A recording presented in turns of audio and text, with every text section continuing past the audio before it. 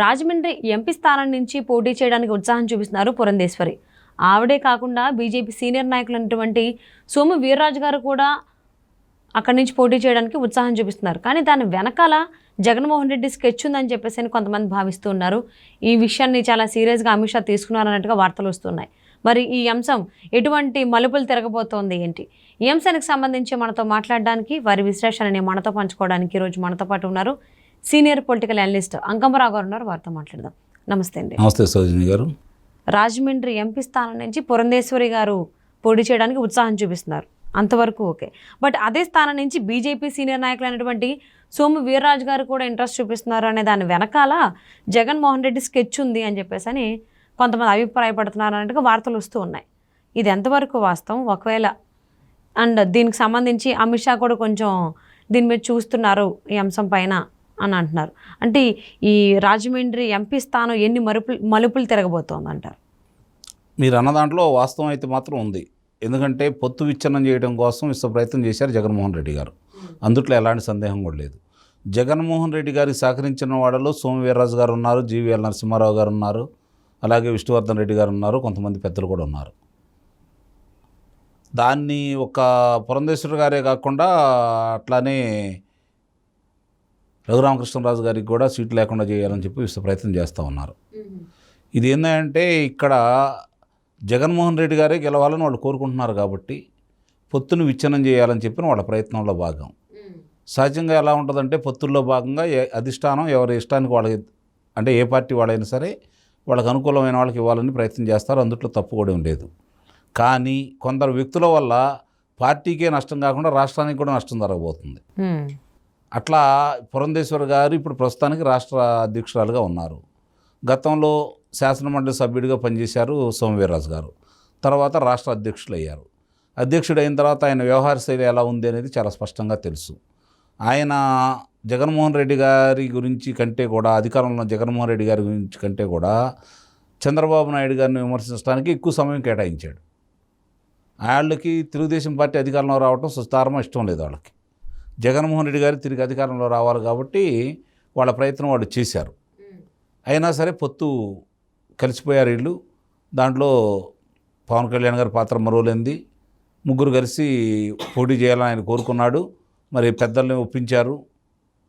జరుగుతుంది, కార్యక్రమాలు జరుగుతూ ఉన్నాయి. సజావుగా సాగే దాంట్లో కావాలని ఇన్ని రోజులు కూడా, అంటే వాళ్ళ కోసమే వీళ్ళు లోక్సభ సభ్యులు ఇంకా ప్రకటించలేదని భావిస్తున్నారు అందరూ కూడా. ఎందుకంటే వాళ్ళు శాసన సభ్యులు కూడా ఇంకా కొంతమందిని, వాళ్ళకి ఇచ్చిన 10 మందిని ప్రకటించాలి, 6 లోక్సభ్యుల్ని ప్రకటించాలి. ఇంకా ప్రకటించకుండా వాళ్ళు మేనమేషాలు లెక్క పెడుతున్నందువల్ల వీళ్ళకి ఇబ్బందిగానే ఉంది. అంటే కావాలని ఇబ్బందులు సృష్టించడానికి వీళ్ళు ఈ ప్రయత్నం చేస్తున్నారు. వాళ్ళకు ఉన్నటువంటి, అంటే జగన్మోహన్ రెడ్డి గారితో వాళ్ళకు ఉన్నటువంటి సాన్నిహిత్యం, జగన్మోహన్ రెడ్డి గారికి వాళ్ళు చేయాల్సిన కార్యక్రమాలన్నీ కూడా బాగా చేస్తున్నారని, వీళ్ళ కోసం జగన్మోహన్ రెడ్డి గారు కూడా తన వంతు ప్రయత్నాలు చేస్తున్నారని. ఇప్పుడు గనక నిస్సందేహంగా రాజమండ్రి స్థానంలో గనక పురంధేశ్వరి గారిని కాదని సోము వీర్రాజు గారు కనుక పోటీకి అధిష్టానం మొగ్గు చూపితే నిస్సందేహం కూడా ఇప్పుడు కూడా జగన్మోహన్ రెడ్డి గారి కోసమే వాళ్ళు ప్రయత్నం చేస్తున్నారు.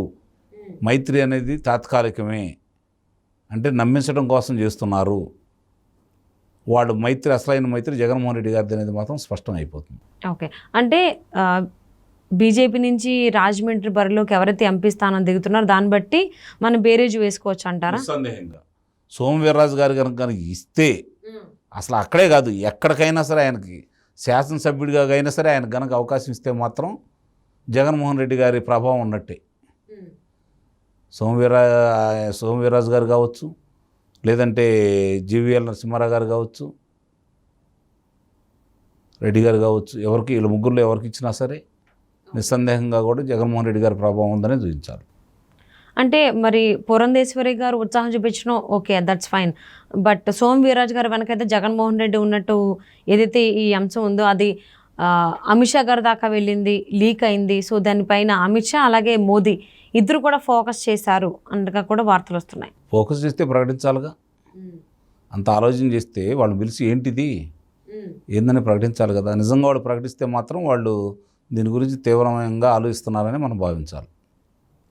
ఎందుకు లేట్ అవుతుంది, ఎందుకు ఆలస్యం అవుతుంది, ఏమిటి దానివల్ల అన్నీ ప్రకటించుకుంటూ వస్తున్నారు కదా, తెలంగాణలో కూడా ప్రకటించారు. ఇక్కడ వచ్చిన ఇబ్బంది ఏంటి?